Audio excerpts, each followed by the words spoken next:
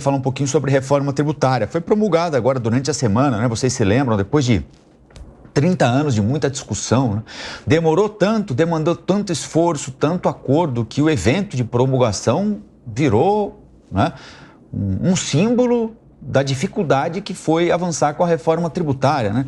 No meio da semana estiveram lá no Congresso Nacional, claro, os presidentes do Senado, da Câmara, mas o presidente do Supremo, o presidente da República, ministros de Estado, para celebrar a aprovação de algo que foi tão difícil de ser atingido, né? Agora começa a aplicação da reforma tributária. Tem a legislação infraconstitucional para ser votada, para ser discutida, e a aplicação da reforma tributária. A gente vai tentar avançar um pouco sobre os desafios, especialmente nessa fase de transição, né? E como as companhias devem se preparar para começar a implementar as mudanças na tributação. A gente convidou para conversar com vocês o vice-presidente de Relações Governamentais da Becomex, Diogo Wakizaka. Tudo bem, Diogo? Bom dia e obrigado pela entrevista. Bom dia, Rafael. Bom dia, Paula. Eu que agradeço aqui, o prazer estar com vocês. Diogo, o ano está virando, esse é um momento muito importante sempre para a iniciativa privada. De que forma vocês estão se preparando para virar neste ano aqui com a reforma tributária? Ainda muita coisa pouco estável, porque muito da reforma depende de legislação infraconstitucional, das regulamentações que virão ao longo dos próximos meses. Esse período de transição já está no bolso ou vai ser muito complexo? Olha, Rafael, eu acredito que vai ser muito complexo, tá? Então, quanto antes as empresas começarem, né, a se preparar, eu acho que vai ser melhor para elas nesse período. Por quê? Porque a gente tem que lembrar que, assim, a primeira fase, né, vamos dizer, começa em 2026. Isso da aplicação dos novos tributos, né? Mas durante 24, 25, a gente vai ter toda essa regulamentação e a preparação para entrar em funcionamento em 26, né? Então, as empresas vão ter que fazer o quê? Acompanhar durante 24 aí, né, as leis complementares os projetos de lei complementar que vão sair, né, e logicamente tentar contribuir para a melhoria, né, de eventualmente dos detalhes dessa regulamentação, porque muita gente vem falando aí que foi aprovada agora, né, a reforma tributária em relação àquilo que deveria estar na Constituição ou que está na Constituição agora, mas que a verdadeira reforma tributária começa agora, porque a dificuldade realmente está nos detalhes, né? Acredito que, assim, os princípios gerais de um IVA moderno, elas estão ali na Constituição agora, né? Lógico, não é uma reforma perfeita, né? A gente fez a reforma que era possível, então tem muitas exceções, etc., né, que acabam aí elevando a carga, a alíquota geral, né, por conta aí dos benefícios que foram dados para alguns setores específicos. Mas, assim, em termos do que está na Constituição, os princípios acho que estão corretos, né? Então, o que acontece agora? Regulamentação, e tem muito detalhe, né? E detalhes que impactam de forma diferente cada tipo de empresa. Então, as empresas começarem a estudar agora, dentro daquilo que já tem, né, no texto da Constituição e aquilo que vai vir de projeto de lei complementar, quais são os impactos disso, o que isso muda na sua operação. A gente já está fazendo estudos com algumas empresas de alteração de logística, né? Então, tem empresas que estão situadas em alguns estados ou em algumas regiões de acordo com o benefício fiscal, por exemplo, e se eventualmente com a mudança desse modelo, né, pode ser que não faça mais tanto sentido, né? Que elas possam estar num local mais próximo do seu mercado consumidor ou mais próximo do seu mercado fornecedor, ou por alguma outra questão logística ali que faça sentido mudar isso para diminuir custos, né, já dado que o benefício fiscal em si pode ser algo que, né, acabe aí nos próximos anos. Nos próximos anos depende muito de qual benefício eu estiver falando, porque, por exemplo, o ICMS só começa a transição em 29, né? Então tá um pouquinho, assim, parece muito, mas as empresas já estão começando a se preparar,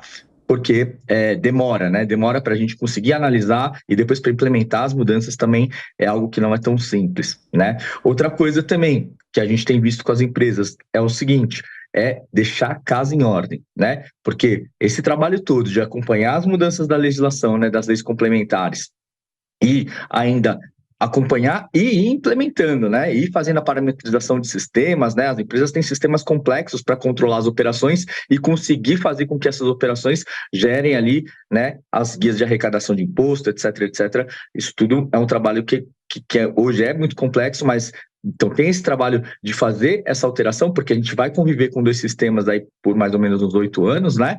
De 26 até 33, né? A 33 acaba, né? Até 32. E assim, fazer com que o seu sistema entenda os dois modelos ao mesmo tempo não vai ser simples. E, como eu estava falando, deixar a casa em ordem. O que quer dizer deixar a casa em ordem? Primeira coisa, né? Ter certeza de que as suas obrigações acessórias, né? As declarações que as empresas fazem, que elas estão em ordem. Por quê? Porque como esse modelo ele tende a terminar, o fisco, em geral, vai ter digamos assim, uma atenção maior ali para ver se tem alguma coisa certa, alguma coisa errada, porque ele vai ter ali 5 anos para fiscalizar, né, o prazo de prescrição. Depois disso, ele vai provavelmente fiscalizar somente as novas obrigações. E além dessa parte do compliance, vamos dizer assim, tem o quê? As oportunidades, né? Vamos lembrar que o texto que foi promulgado, ele prevê o aproveitamento dos créditos desse modelo antigo, né? Então, os créditos de ICMS, de IPI, de PIS e COFINS, eles vão poder ser aproveitados, né, no novo modelo, né, no novo sistema. Então, o que eu acho que é importante também? Fazer o levantamento das oportunidades de crédito, porque no final do dia, antigamente, já tinha muitas empresas que acumulavam crédito recorrentemente e nunca fizeram esse trabalho de levantar, porque falavam, para que eu vou criar mais crédito se eu já estou acumulando? Agora, como esse sistema antigo, vamos chamar assim, né, o sistema atual, na verdade, ele tem um período para acabar, né? Torna-se importante, né, interessante você conseguir aproveitar essas oportunidades de levantamento dos créditos que eventualmente você poderia estar tomando e não está. Por quê? Porque você vai poder formar como se fosse uma poupança, né, para gastar isso, né, compensar isso com os novos tributos. Então, acho que é algo bastante interessante que as empresas começaram a observar e falar, poxa, vou aproveitar tudo isso agora. E quanto antes a gente começar a fazer isso, como eu falei, melhor, porque vai ser um período muito atribulado, né? Esses próximos 8 anos, 10 anos quase, não vão ser tranquilos para o tributário, né? É bom para a gente que trabalha aqui que não vai faltar trabalho, mas vai ser um período muito complicado de entender tudo isso que está acontecendo e conseguir aplicar, né? Explicar para a matriz lá fora, etc. Então, acho que vai ser período bem interessante aí para os próximos anos. Com certeza. Tudo bem, Diogo? Eu queria que você falasse um pouco para a gente. Na verdade, é um ponto que me chama a atenção. Parece que esse debate da reforma tributária começou agora, né? Parece que a gente se acostumou, se conformou durante muito tempo com o sistema tributário aqui no Brasil. Queria que você falasse, então, sobre essa importância, essa virada de chave para a gente, principalmente no seu setor de comércio. Perfeito, perfeito. Como você falou, né, Paulo? É uma discussão antiga, não é algo que assim, a gente tenha criado agora uma reforma que nunca ninguém pensou, né? Eu acho que foi sendo tentado isso no decorrer aí dos últimos 30 anos, né? Porém, agora ela se tornou realidade. Então, as empresas realmente precisam entender, porque o que acontece? A reforma ela tem um princípio da neutralidade que ajuda a fazer o quê? Com que a carga tributária não cresça, não aumente. Mas essa noção de que a carga não vai aumentar, ela não é para cada empresa ou para cada setor, ela é no geral, né? Só que assim, como ela é uma conta de chegada, a carga em si, ela tende a ser um pouco menor para alguns setores e um pouco maior para outros, né? Porque o que esses setores pagam hoje, eventualmente, é diferente, né? Vou dar um exemplo, por exemplo, do setor de serviços. O setor de serviços é um setor que gera bastante preocupação, precisa ser bastante analisado. Por quê? Vamos dizer, uma empresa hoje, mais ou menos vai pagar quanto de tributação no serviço dela, né? Na nota ali. 14,25. Né? 9,25% de PIS e COFINS no sistema não cumulativo e 5% no máximo ali de ISS, né? Que é o Imposto sobre Serviço. A gente está falando ali de uma alíquota DIVA de 27,5%, né? Então você vê que já são ali, né, 13% a mais praticamente. O governo vem respondendo como a esse tipo de indagação? Mas se essa empresa que presta serviço prestar serviço para uma outra empresa, né, a empresa que compra o serviço dela vai poder tomar esse crédito, né? Então isso acaba não se tornando um custo, não tem tanto problema. Ok, assim, não ok não, né? Mas pelo menos assim, realmente, se você tomar crédito, não seria tanto problema. Agora, o problema é quando você está prestando esse serviço para pessoa física, por exemplo, né? Então, para a população. Quanto maior a alíquota, quem paga mais é sempre o consumidor final, que no final somos nós, né? Tanto empresas, etc., né? Elas trabalham para vender alguma coisa para quem? Para a gente. Então, se a carga aumenta, o tributo aumenta para quem vai pagar no final do dia pelo serviço ou pela mercadoria, que somos nós. Então, fazer essa análise, né, e conseguir entender quais são os impactos para se encaixar no melhor modelo para que essa nova tributação não seja, digamos assim, não seja um aumento muito drástico de carga, eu acho que é algo importante de se fazer, até porque você tem ainda a oportunidade de tentar influenciar ali, né, na regulamentação, né, através das associações ou do contato com o próprio governo, para mostrar que se tiver algo muito errado, a gente tem que tentar corrigir antes que ele vire realidade, né? Porque depois que a lei complementar sai, é sempre mais difícil você conseguir ajustar alguma coisa nesse sentido. E como eu falei, não só o que está na lei, mas a própria realidade da sua operação, né? Às vezes tem pequenos ajustes ou grandes ajustes que você pode fazer dentro da sua operação que reduzem alguns efeitos ali que podem, entre aspas, serem prejudiciais a você nessa transição entre o modelo atual e o novo modelo que vai ser implementado aí com a emenda constitucional 132. Diogo, o Roberto Mota quer fazer uma pergunta para você também. Mota, bom dia. Bom dia, Diogo. Eu tenho uma pergunta para você, que é a seguinte.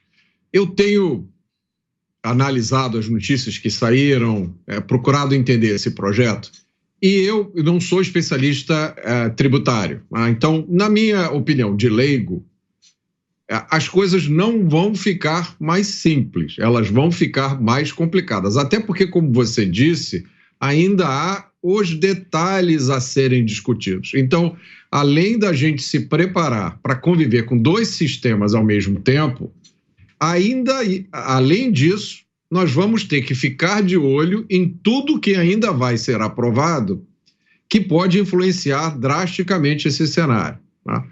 E aí eu queria que você me dissesse se eu estou certo ou errado quando eu digo que, pelo menos nos próximos 8 anos, nada vai ficar mais simples. Vai ficar muito mais complicado. Eu queria a sua opinião.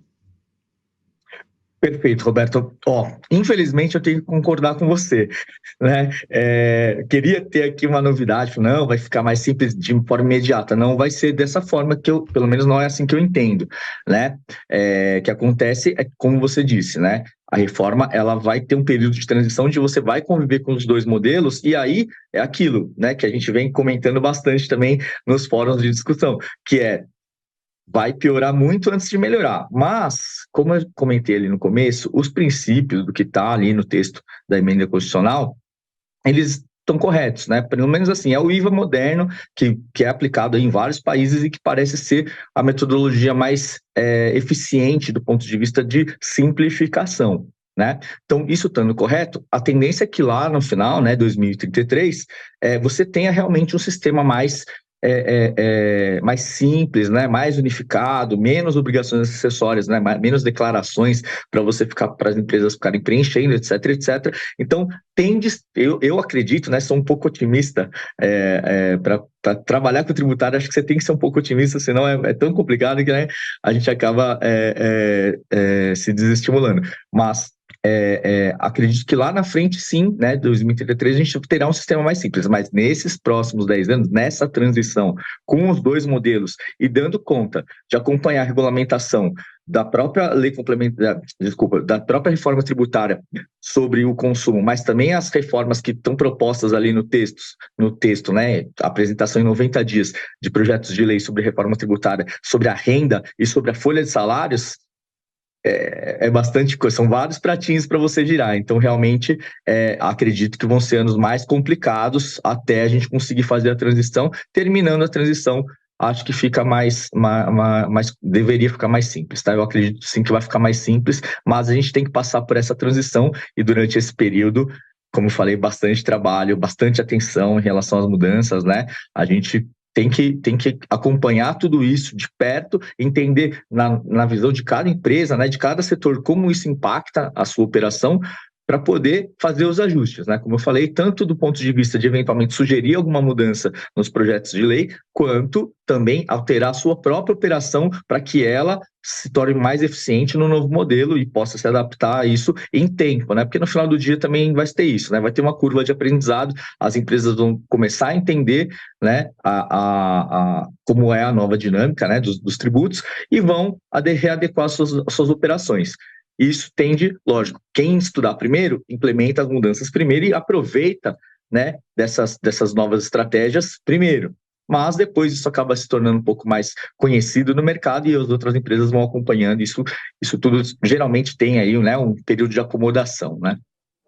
Diogo, o governo tinha uma expectativa de redução de custos para as empresas, especialmente, não por redução da carga tributária, porque não haverá, mas de simplificação para recolhimento dos impostos. Vocês têm essa expectativa também ou ela não é verdadeira? Perfeito, Rafael. Olha, de verdade, essa é a grande esperança, na verdade, né? A reforma tributária, ela não vem para, pelo menos neste momento, acho que no final, assim, a gente deveria trabalhar para reduzir carga sobre consumo, porque é uma carga que sempre é regressiva, né? Então, acho importante a gente trabalhar isso lá para frente. Acho que agora o governo não está nem pensando nisso, né? Então, aí tentando obedecer o teto de gastos, né? O novo arcabouço fiscal. Mas, assim, realmente, eu acho que lá para frente, os princípios estão corretos. O que vai acontecer é como ali o Roberto mencionou, né? A gente vai ter que prestar muita atenção nessa regulamentação. Tem muitos pontos que a lei que a Constituição delega para a lei complementar, e aí é aquele jargão, né? O inferno está nos detalhes. Então depende muito de como a gente vai regulamentar, como vai sair essas regulamentações para que elas sejam cada vez voltadas para a simplificação e não naquela visão de digamos assim, tentar criar um monte de obrigações ou coisa parecida para ficar controlando o contribuinte, né? Eu acho que a fiscalização, né, as administrações tributárias têm que trabalhar em conjunto, principalmente, né, para que não fique cada uma soltando a sua própria obrigação acessória, né, que é o que a gente tem hoje no Brasil, né, mas trabalhar em conjunto para ter poucas obrigações e obrigações eficientes, né, que façam sentido para que você não tenha informações repetidas, etc, etc, porque no final do dia é isso que acaba complicando o sistema, né? É você ter muitas obrigações, muitas informações e muitas legislações que não estão alinhadas, né? Que elas não caminham no mesmo sentido. E aí você tem que ficar adaptando a sua informação, né? Ou as suas operações àqueles vários tipos de legislação, né? Vários entendimentos, que é isso que a gente tem hoje no Brasil, né? Em relação a PIS/COFINS, IPI, ICMS e ISS, cada uma vai para um lado, né? E como são 27 estados, mais de 5 mil municípios, cada um tem a sua obrigação acessória, cada um tem o seu entendimento em relação à legislação, o que a gente precisa muito, prestar muita atenção. Vamos lembrar que a fiscalização voltou para as administrações tributárias locais, né? Isso estava antes no antigo Conselho Federativo, atual Comitê Gestor do IBS, né? Mas isso voltou. Então, se a fiscalização vai ficar para cada administração tributária, é importante que as administrações tributárias, né, que são as fazendas aí de cada um dos estados, cada um dos municípios, né, que elas atuem em conjunto, ou seja, que elas não façam cada uma o seu, entre aspas, puxadinho, né, que às vezes isso acontece, né, a gente teve isso no passado bastante, né, que o estado ou o município acaba criando uma declaração própria porque o meu sistema não entende exatamente aquilo que está na obrigação acessória geral, vou criar aqui uma obrigação um pouco diferente, é só um formulário, você responde aqui, né, e para mim fica melhor para eu entender suas operações. Legal, só que aí se cada um fizer isso, a gente acaba complicando. Então é prestar muita atenção na regulamentação e nessas emissões, né, nessas novas previsões aí de obrigações acessórias para que realmente o sistema fique mais simples, né, mais simples, e que o grande ganho da reforma tributária, que é a simplificação, né, é você tornar menos complexo o trabalho de pagar imposto de maneira correta, né? Porque aí não é nem pagar menos imposto, é pagar certo, E pagar certo no Brasil já é difícil, porque você calcula, né? Numa média ali do estudo do Banco Mundial, mais de 2.000 horas, 2.600 horas por ano, só para pagar imposto certo. Não estou nem dizendo para você fazer análise, estudar maneiras mais eficientes de eventualmente até pagar menos imposto ou de ter um resultado melhor na sua empresa. Não, você vai gastar 2.600 horas em média. Lógico que tem empresas que gastam muito mais que isso, né? A gente vê times aí com 100 pessoas fazendo cálculo de tributo, mas só para pagar imposto, 2.600 horas. Acho que a gente tem que tentar baixar isso, né, para ficar cada vez mais simples e, como consequência, cada vez mais barato para a gente pagar, conseguir pagar o imposto certo. Com certeza. Diogo Akizaka aqui com a gente hoje no Jornal da Manhã, debatendo os assuntos da reforma tributária, os efeitos da reforma tributária aí nos próximos anos. Muito obrigada pela participação aqui no Jornal da Manhã de hoje, Diogo. Obrigado, Paula. Bom dia para vocês, sempre um prazer. Feliz Natal, até mais. Obrigado. Natal, feliz ano novo.